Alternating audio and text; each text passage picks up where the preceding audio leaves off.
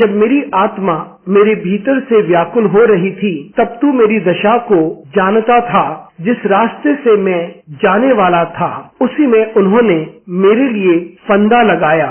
रविवार 14 जुलाई 2024। आज के मनन के लिए मैंने आप ही के लिए चुना है दूसरा इतिहास अध्याय 29 और उसका 11वां वाक्य। हे मेरे बेटों, ढिलाई ना करो, देखो यहोवा ने अपने सम्मुख खड़ा रहने और अपनी सेवा टहल करने और अपने टहलुए और धूप जलाने वाले का काम करने के लिए तुम्ही को चुन लिया है। आपका दिन आशीषित हो।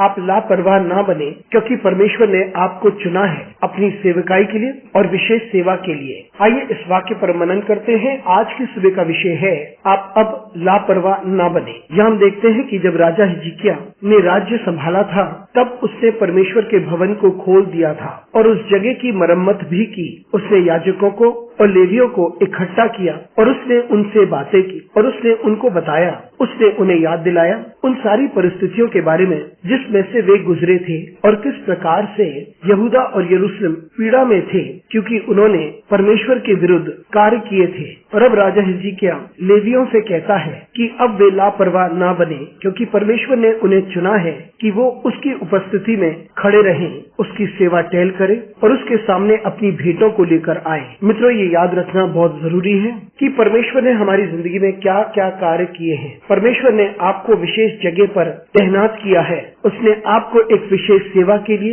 एक विशेष सेवकाई के लिए नियुक्त किया है। और जब आपने परमेश्वर की भलाई और वफादारी का अनुभव किया है और जब आप परमेश्वर की भलाई और विश्वास योग्यता का अनुभव कर चुके हैं और आप उसके प्रति वफादार रहना भूल जाते हैं और आप भूल जाते हैं कि आप उसकी सेवकाई में और उसकी विशेष सेवा में बने हुए हैं, परमेश्वर इसे नहीं स्वीकारता है। इसलिए आप निरंतर याद रखें कि आप लापरवाह ना रहें और इस बात को निरंतर याद रखें कि परमेश्वर ने आपके लिए क्या किया है। आप याद रखें कि आप उसकी सेवा और विशेष सेवा में निरंतर बने रहें और उस उद्देश्य को पूरा करें जिसके लिए आपको उस जगह पर रखा गया है। और याद रखें कि आप परमेश्वर को महिमा दें और उसका आदर करें। मित्रों, हम में से प्रत्येक एक विशेष कार्य के लिए चुना गया है, अपने घर में, अपने समुदाय में या समाज में, कि हम उसकी विशेष सेवा करें और वह पद जो परमेश्वर ने हमें दिया है उसमें हम लापरवाही ना दिखाएं। और निरंतर इस बात को याद रखें कि परमेश्वर ने ही हमें ये पद दिया है और हमेशा परमेश्वर को ही महिमा दे। अनुग्रहकारी परमेश्वर स्वर्गीय पिता, तुझे धन्यवाद देते हैं, तेरी स्तुति करते हैं, तेरी आराधना करते हैं और तेरी महिमा करते हैं। हमारी सहायता कर परमेश्वर, ताकि हम निरंतर याद रखें